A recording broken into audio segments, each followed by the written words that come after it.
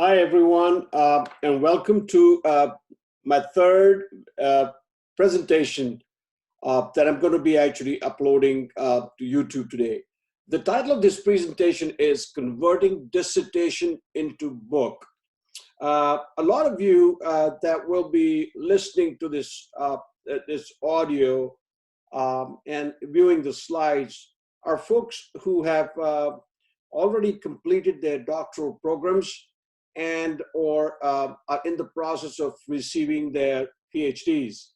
And one of the things that I've found over the years is that a lot of times people think that once they've finished their PhD, the journey has ended.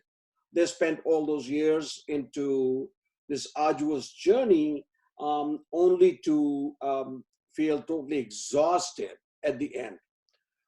And they have no clue how to go about, promoting their dissertations, creating more visibility for their research, building collegial relationships, and, well, last of all, monetizing the work that they've done. So with that, let me share with you this presentation with the hope to give you some insight into the process of converting your dissertation into a book. When I say converting your dissertation into a book, I do not mean publishing your dissertation on ProQuest/UMI. That is when you complete your doctorate, your dissertation goes into a repository where there are literally thousands and thousands and thousands of dissertations from around the world. And yours is one of them. It's not unimportant, but it is one of thousands, if not millions, of dissertations there. So let me go to the first slide. Let's explore some common myths here. Some of the common myths are: my doctoral dissertation is not published on ProQuest, so I can stop worrying about it. That's a myth that a lot of folks have. Now that my dissertation is in the research thesis repository, that is the ProQuest or UMI, a number of people will keep looking at it, they will keep searching for it, etc., etc.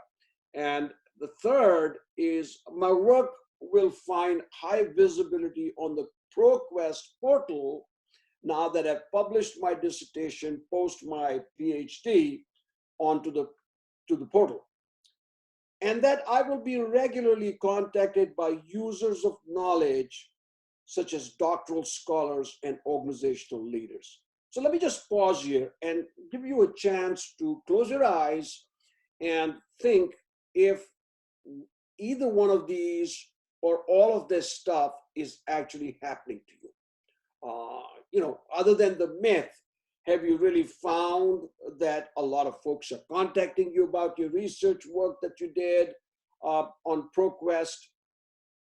Are you receiving citations for your research? Are you finding organizational leaders approaching you either on LinkedIn or other portals asking more information about your research and hopefully even getting you involved? At the end of the day, it's about what you're doing with your work that you spend so much time, energy on. So yeah, just for you to look at, once again, your doctoral dissertation is published, so you feel this sense of complacency that you completed this journey and now it's out there somewhere and somebody or the other is going to look at it. It's a crapshoot. It's hit or miss. That your dissertation is in the research thesis repository. Lots of people will look at it. My work is going to find high visibility on the ProQuest portal. And that I'll be regularly contacted by users of knowledge, such as doctoral scholars and organizational leaders. The reason I repeated this is to emphasize that its myths are entertained by a lot of scholars, myself included. When I finished my PhD, I was under the impression, I got all excited, my proofreading had been done, everybody signed off on my dissertation, and now it was ready to get published, and I was excited about receiving this bound copy of my dissertation from ProQuest, for which I paid a fee. Also needed a hardbound copy, so that's there. But let me share with you that I'm studying, uh, a lot of researches that have been done on this phenomena, that people come out of the doctoral programs thinking that all the information that they have generated, all the research that they've created is not going to be disseminated to the entire world. Well, that is so not true, as you will see in the upcoming slides. So one of the things that I find is, once you've gone through the journey, and I include myself in that group. I remember I started my PhD in 2003 at the Fielding Graduate University in California, in the US. And I went full steam ahead from 2003 until 2006. And then I literally hit a brick wall. I ran out of gas. I didn't have any more energy left or the mental space to keep going on, going on. And I had no choice but to stop. The tuition bills were mounting. I was under a lot of emotional and psychological stress. So I said, the best thing that can happen is I will step away from this. So I took believe it or not, a 4-year hiatus from the doctoral journey. And there were times when I felt, hey, you know what? I am the happiest camper, okay? That now I don't have to work on those Ks. I don't have to submit papers and get back all those comments and resubmit papers, go through all this iterative process. And I said, wow, this is freedom. And little did I know that I would soon begin to get the pangs of wanting to go back and finish. And finally, which is what I did. But the point I'm trying to make is we go through a lot of this turmoil, emotional turmoil, about whether or not to continue the journey. You probably have heard that a lot of folks start the PhD with a bang, and then once they've got the coursework done and they enter the dissertation stage, many of them abandon that. They've already qualified for candidacy, which is an ABD status, all but dissertation, and they give up the ghost, in a manner of speaking. They abandon the program because they just cannot deal with the pressures and the tuition bills that they're getting hit with. So, and all these books that you may have collected, if you see in this slide, are just going to sit there post your PhD, and you may from time to time look through some of the books, but really a lot of folks have become jaded. They've run out of gas. They don't have no more energy, time, or resources, or most importantly, the mental space not to do anything else beyond the PhD. So it was great that you got the title after your name. It's a feel-good thing. For a couple of years, you feel really excited, and then you're not able to do anything with it. So let me go to the next slide. Your dissertation is consigned to posterity. This is great. Once you've published your dissertation is going to be available forever. My goodness, somebody 50 years from now could be going to the repository and looking for some citations or looking for some keywords to search, and maybe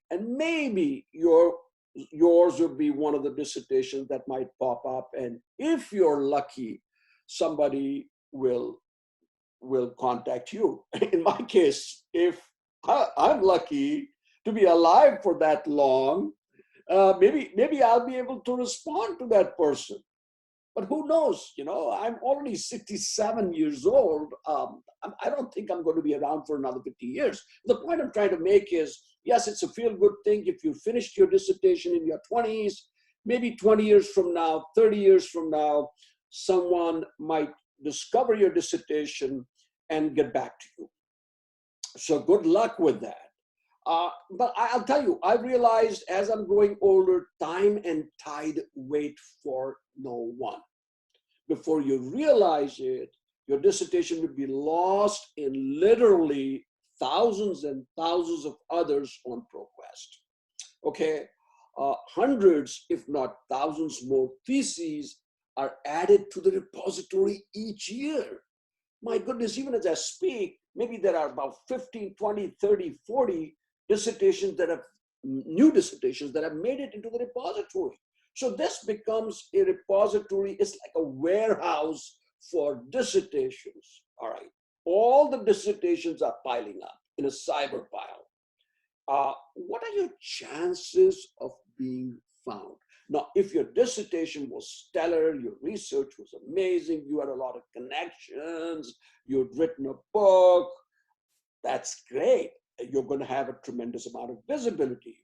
So you don't need to watch this presentation. But if you were like me, you are in that group that finished your PhD, got a decent job, so you're making some money, but really ask yourself the question, are you getting some visibility? Has someone used your research?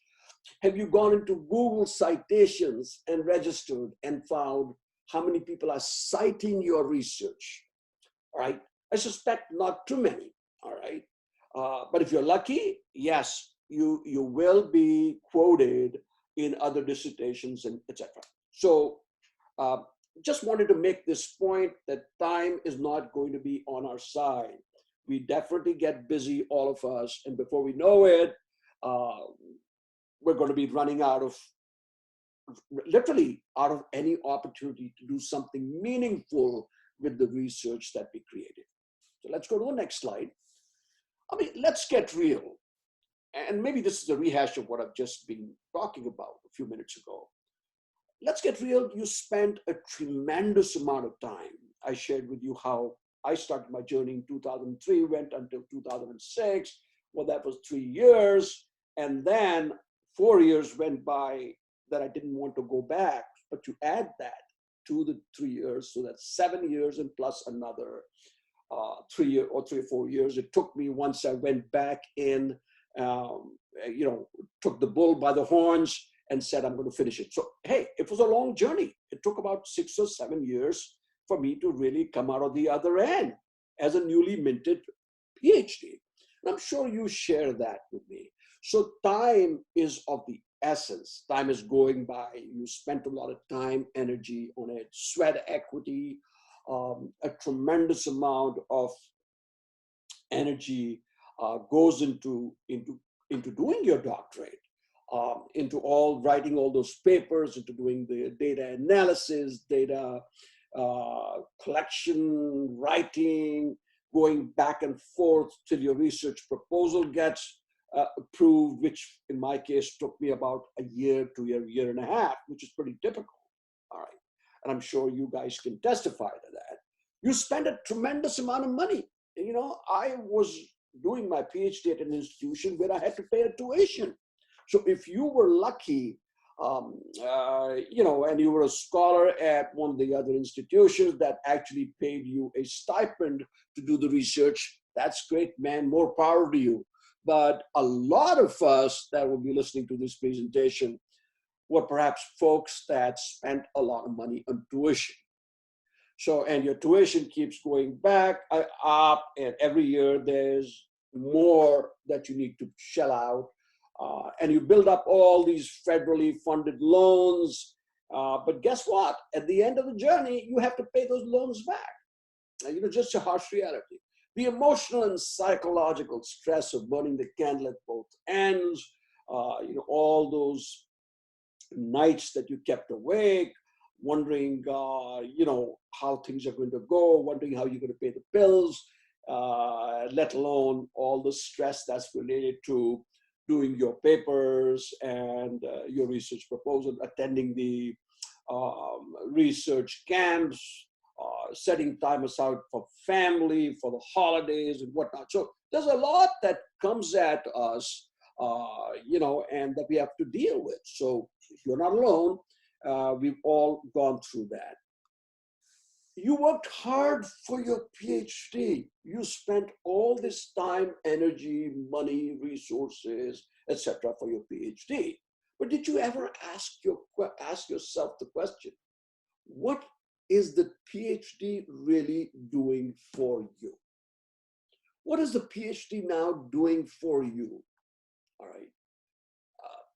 And, you know, for some folks who are lucky, they're great, they do well in their careers, and because they have the PhD, that opens up new doors for them, opens up new opportunities for them. But here, what I'm talking about is the work that you put in. It's not just the letters after your name, but the body of knowledge that you created, the research that you were able to do. Did that research make it into the mainstream? Is your research being cited not only by academics, not only by the academy, but is your research being cited by organizational scholars and organizational leaders? Or is it just sitting out there somewhere, okay, waiting to be found? So here, let me just talk to you about why it's important in today's day and age to not depend on the traditional publishing firms and waste your time beating down that path. Traditional publishing firms, and you know them all, Harper and Collins and Radcliffe and Rutledge and whatnot, they're great. Hey, if your manuscript is so exciting, so wonderful that you were able to make a breakthrough with one of those large publishing firms, more power to you. All right, that's great. But majority of the folks that will send their dissertations with the hope of getting them published with the regular publishing firms who pay you a sign-on bonus, believe it or not, your dissertation is going to keep coming back to you. If somebody has the courtesy to send you a letter of regret, most times it sits in the slush pile. All right. And maybe if you have a really good agent working with you, maybe you'll get some bang for your buck. Okay. Somebody may contact you, someone may take, but the odds are really piled up against you as a new researcher. Now, once you've got your PhD done and you have some books under your belt, you're known in the academic circle, you're more likely to be found by a publisher, you're more likely to be received with respect by a publisher. They're more likely to look at your work. Well, forget about publishing your work, but at least they'll take a look at your work. But we're not there yet when we are newly minted PhDs. All right. So what do? Just sit back in that easy chair in the balcony and hope that somebody will contact you down the road. Well, it ain't happening. So folks, I will tell you, pull up your socks, all right, get ready, because the only way I know, and there are other ways, like you could be doing a lot of journal submissions and whatnot to get your books done.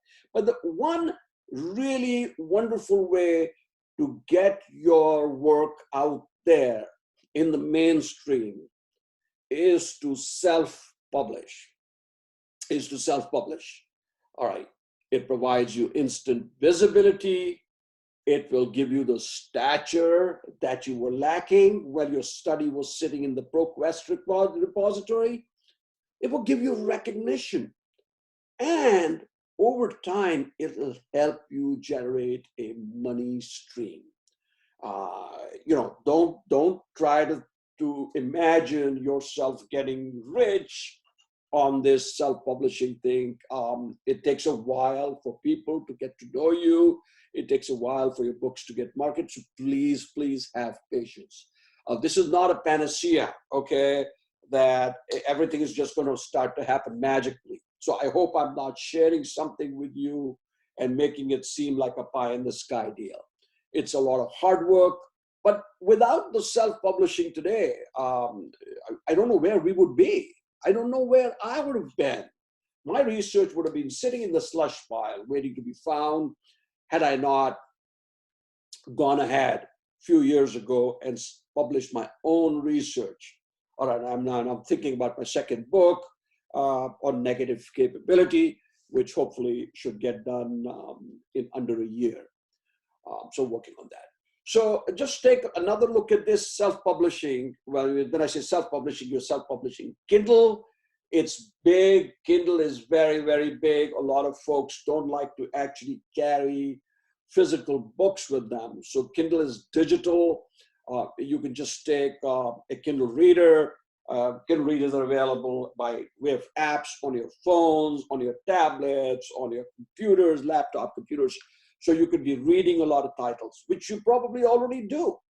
So one of the things in self-publishing is to create a Kindle version of your research, to create a paperback, and to create hardcovers. Now, all this looks great. And I will also share with you openly and transparently that there's a lot of platforms out there that you can go ahead and actually do your own publishing at very minimal cost to you. Amazon is one of them. You can go ahead and do your work on Amazon.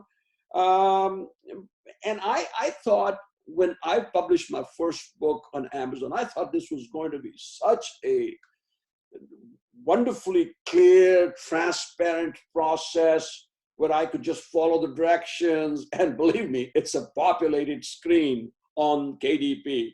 So if you think you're going to become a master on this, let me caution you, there are a lot of moving parts. You need help. You need the help of a consultant who can hold your hand and guide you through that process. But believe me, this is not the only thing you'll be doing. You have a family to take care of. You've got your profession. You've got other stuff happening. So rather than banging your head on that wall, trying to figure things out for yourself, I would really recommend that you start thinking self-publishing. All right. So let's go to the next screen. What do our comprehensive services entail? Now, let me share with you that our fee takes care of everything that you're going to need, soup to nuts, okay? We start with manuscript reviewing. First, you will send me your abstract. We'll take a look at the abstract. Then we will ask you to send us your full study, the dissertation that we will review with a fine-tooth comb. We'll help you with ideating and editing the work, marginally editing the work, because we don't want to steal that copyright from you, okay? Because you worked hard to provide your own dissertation to ProQuest, and we don't want any material changes to that. So we will help you with some editing that is always going to be there. Reformatting. Now, it's a lot of times people think that, oh, I have a PDF that was accepted by ProQuest, so I could go ahead and use that PDF, upload that PDF, and boom, I'll have a book ready. Not true, okay? There's a tremendous amount of reformatting that is required when, so it's different from the manuscript that you currently might be holding in the form of a PDF or a Word X document, because what you submit to KDP or when you submit to Amazon, Ingram Sparks, some of the other publishers, on-demand publishers, they want it in a certain format, okay? And formatting is difficult work. It's a lot of very, very minute, detail-oriented work. So then we also do the conversion to Kindle ready and Mobi EPUB files. So this is jargon to you if you're not familiar with this. Kindle doesn't just accept a PDF or a Word file. Kindle requires documents to be converted to be produced in a certain format. Now Amazon requires the Mobi files, some of the other online publishers and its on-demand publishers require EPUB, but really when we give you both. We provide both to you, we reformat and we produce both the Mobi and EPUB Kindle ready files. Now, just remember, and that's the content of the book, but what about the paperback cover? What about the Kindle cover, for one thing? The Kindle cover is a single page cover. Kindles do not have a back page. Kindles also do not have an ISBN number. The ISBN number that you see with a barcode on the back cover of your book. So Kindle doesn't have a back cover. It's just got the front cover because it is a digital book, and people need to know what the book is about. So when you publish that book, you will have on your author's page the book description, a little bio about yourself, etc. So that's how people will know what this book is about once it gets up on Amazon. So when we go from the Kindle to the paperback / hardcover, we also have to do a serious amount of print interior layout. The print interior has to be laid out in a certain format. You might need ornamentation on the chapters. You might need to, or you might have as part of your study, especially if you did a quantitative study, you might have a lot of graphs, charts, figures, tables, diagrams. So we have to make sure that the gutter margins are correct, that the print bleed, BLEED, is set accordingly. Otherwise, what's going to happen is your images are going to spill over and it's going to be really chaos. So it's a very technical process. I just want to share with you. So the Kindle book cover and paperback full art book cover, which I'll show you some samples in subsequent slides. We do the entire production for you. We do the Kindle cover for you. We do the full art paper book design, the production of that cover, and that cover has to be converted to a PDF to be uploaded. And it has a back cover where you will have your mugshot there, your picture, a little about you, as sort of like a bio, a book summary, the things of that nature. That'll be on the back cover. But the book also, a paperback is something that you hold in your hand. A hardcover is something that you hold in your hand. All right. So there's also a spine, and on the spine, you'll have the title of the book author's name. All right, so that'll appear. As we produce this and we go through this flow, this process, we closely monitor each and every aspect of book production. Believe it or not, folks, I personally get involved with this process. I do not defer this process to the team. I will be your go-between person. Anything of any significance that comes up, any issues that come up, you will be contacting me. You're not in touch with the team directly. So I'm the go-to person. I'm the point man there that will take care of the entire thing. Guiding and advising you on how to preview and upload books, of course, that's a technical functional skill. We will share with you complete directions, because once we send the files to you, before the files go live on Amazon or one of the other on-demand print publishers, you will need a tool whereby you can go ahead and preview what you're going to be uploading. And that's very important, folks. So there are a number of different things. You can do the Kindle previewer for the Kindle work. You can do eCaliber to look at the other manuscripts, how they're going to look. So we'll help you with that entire thing. All right. We help you set up your dashboard on Amazon. And lastly, we will help you on how to go about marketing, selling, and promoting your titles on major distribution platforms and on-demand publishing portals. It's not just producing your book. Now, what do you do with the book? All right, Amazon too has so many titles. Yes, you're more likely to be found on Amazon, which is a marketing site, than you would be on ProQuest or UMI. So the odds of being found are much greater on Amazon because people can go in, and if you've gone to Amazon.com and use the drop down for books or the author, whatever, you could type in a buzzword and boom, you've got all these books lined up. And if your book is novel, your title is novel, your research topic was original, very creative, you're going to, my friends, get a lot of hits to your books. Okay.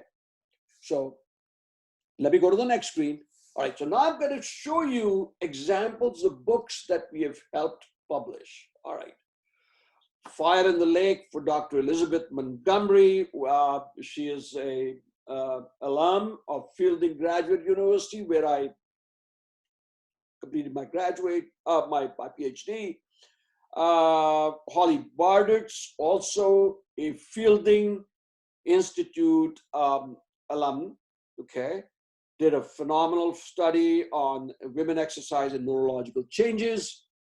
As you see next is Waking Up While Black, how a Jamaican border-dwelling Breda makes meaning of his Camino de Santiago pilgrimage, an awesome study by my friend Dr. Pete Saunders, also at Fielding Graduate Institute. All right, so what you're really seeing is just the front cover, and in my other slides, I'm going to show you how the entire book cover appears, all right? So please stay tuned. Just give me a second. Let me go to the next slide. All right, here you're seeing an example of the full book cover, okay? If you notice, this is a book that we helped publish for Dr. Crystal M. Washington, a dear friend of mine and a great supporter of my work. She is not from Fielding. She did a PhD from Trident University International in California. And she's been very gracious to also share with me some other references of other folks that are interested in doing. So this is a book that we produced, and Crystal will tell you that we had to go back and forth a number of times on how to put this all together. So if you notice the left pane, this is the back cover of the book, Dr. Crystal Washington's bio there. Right below that, there's a book description. All right, there's of course your picture of the book that you see. We chose the picture as a wraparound image. All right, so this is a full picture that wraps around. And to the far, in the middle, you see the letters going vertically. That's the spine of the book. And you notice way down below, under the title is Dr. Crystal in Washington, the book. And you're familiar with all this. And to the far right, you'll see the front cover. Do job-specific problems and individual problem-solving abilities mediate the relationship between personality and career commitment and empirical investigation. So that's an example of the full art cover for your paperback and hardcovers. This is not a Kindle cover. All right. To the right, to the far right now, the study of recruitment strategy with reference to employee retention in Indian banking and insurance sector. Again, a good friend of mine from Symbiosis Institute in Pune, India, Dr. Swati Vispute, also a great supporter of our work. As a matter of fact, she's helping me set up another new workshop that I will be facilitating in April of 2020. Once again at Symbiosis. Let's go to the next one. Again, an example of a full cover for Valerie J. Davis. You notice such a nice looking cover. She specifically wanted the top color, TAUPE, color for the lettering on black. So you see how beautiful all that looks.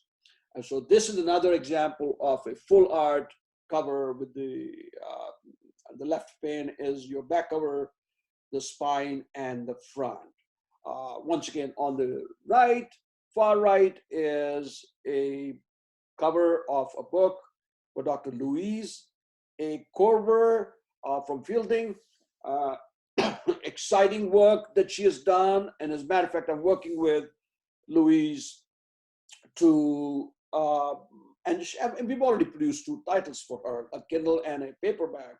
But she also wants to create a 3rd book, which will come out of her literature review. So, folks, what I also do is once your initial books are done, I will help you with some ideation on how to create a 3rd book. Believe me, there's a 3rd book always sitting there, and possibly a 4th, in your literature review. Your literature review literally runs into 35, 40 pages. You know, if it was like mine, it ran into that many pages. And when I talked to Louise said, Anil, just go back to your literature review. You may have another book sitting there. And lo and behold, I went back and I looked at it and I said, wow. So I'm working on a new title now, revisiting negative capability, an ontological quest for meaning.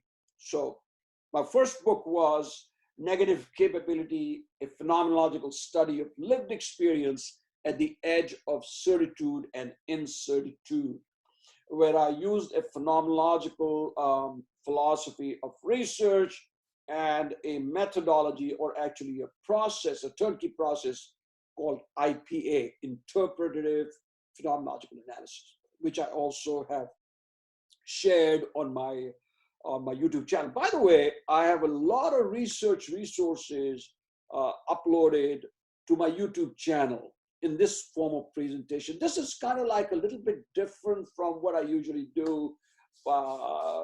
Typically, I have a lot of folks that join my webinars, join my web conferencing, but I found that this is a very effective way of just sharing and disseminating information and hopefully getting, your juices flowing, piquing your curiosity on what can happen. So if you see your book out here, you will see how wonderful it feels. And that's why I shared these covers with you, how wonderful it feels when your dissertation that was typically sitting in the ProQuest cyberpile is now making it in the form of a book. All these books that I've shown you, and I've only been able to show you a few, but they're all on Amazon. If you go ahead and take a look, you can see how beautifully laid out these books are. And Amazon pays you a royalty that comes directly to your bank account. There are amazing resources at Amazon for marketing and selling your titles. So pay a lot of attention to that. Okay, let me go to the next slide. And with this, I want to end today. And hopefully this is not the end of the journey. Hopefully our journeys will begin. If you contact me, I can send you a no obligation free quote. If you email me today at ABEHAL, that's again ABEHAL at email.fielding.edu. My phone and text in the USA is 610-517-5381. If you want to connect with me and WhatsApp, WhatsApp is very popular in India and in the Far East. So if you want to connect with me there, you use the +91 code and then 99587-06083. That's my India number. So you can connect with me there, send me a message. I'll be really happy to work with you and to help you. If nothing else, you'll get a feel for what it's like to have your dissertation reviewed. When was the last time you took a look at your dissertation? So here's a chance for us to revisit what you did, all your research, and provide you with some ideas, some thoughts, and hopefully some suggestions on how you can create something really tangible out of this and how you can create books that people will actually read.